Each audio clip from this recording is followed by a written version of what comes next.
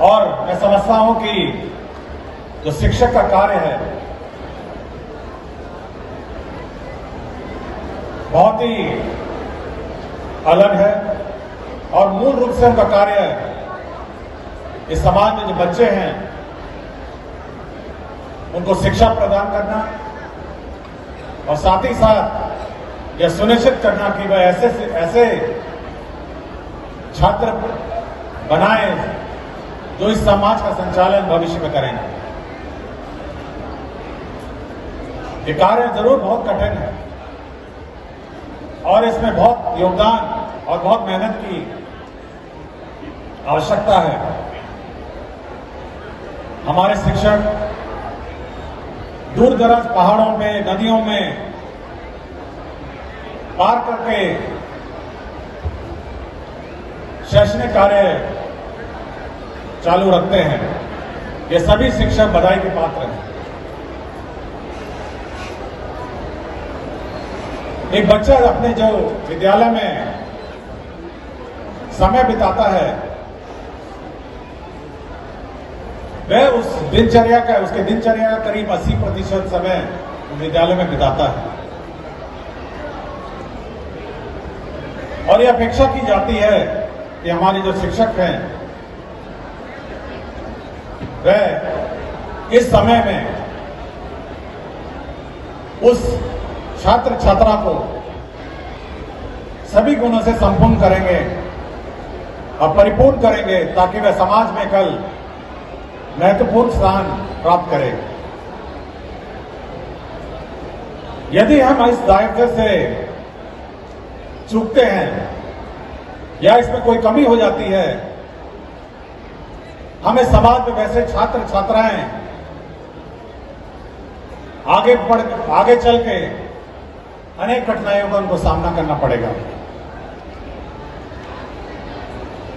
मेरा आज के दिन हमारे शिक्षकों से यह अनुरोध है कि वे इस जवाबदेही को बखूबी से समझें। यह कोई सरकारी कार्यालय नहीं है जहां पर आप समय पे आए, कुछ समय बिताए, मध्यमान भोजन खिलाए और उसके बाद सभी बच्चों को अपने घर भेज दें। यह अपेक्षा की जाती है कि बच्चा सही रूप से पढ़े, समाज में जो वैल्यू सिस्टम है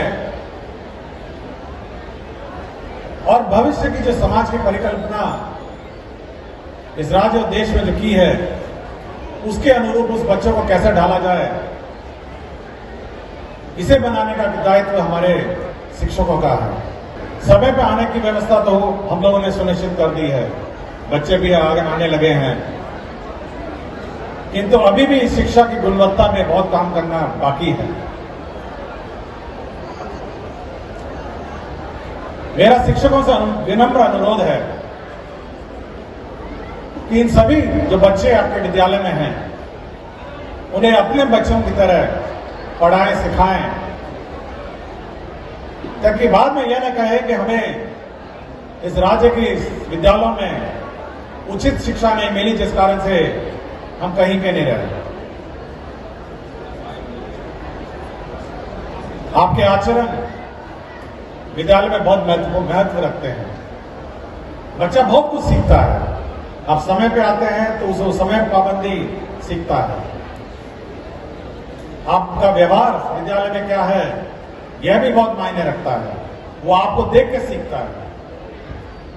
तो उचितम व्यवहार भी आपसे अपेक्षा की जा रही है।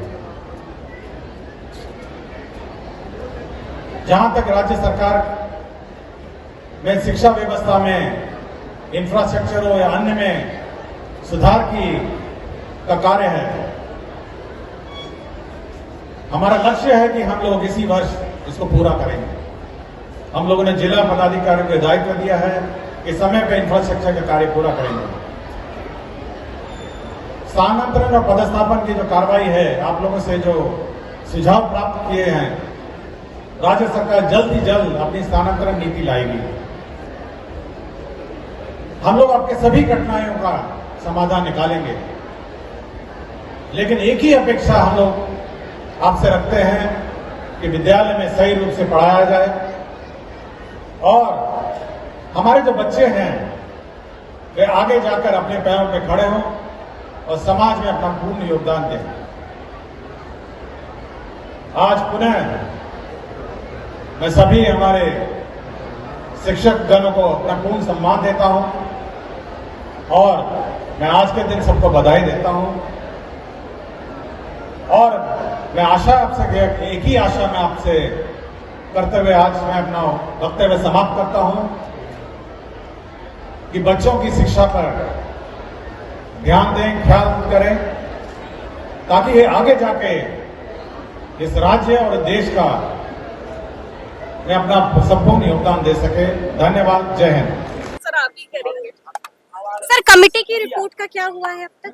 नहीं, कमेटी की रिपोर्ट ऑलमोस्ट फाइनलाइज्ड है। अभी राज्य सरकार अपने स्तर पर अभी निर्णय लेगी। मनचाहा जिला मिल रहा है शिक्षकों को?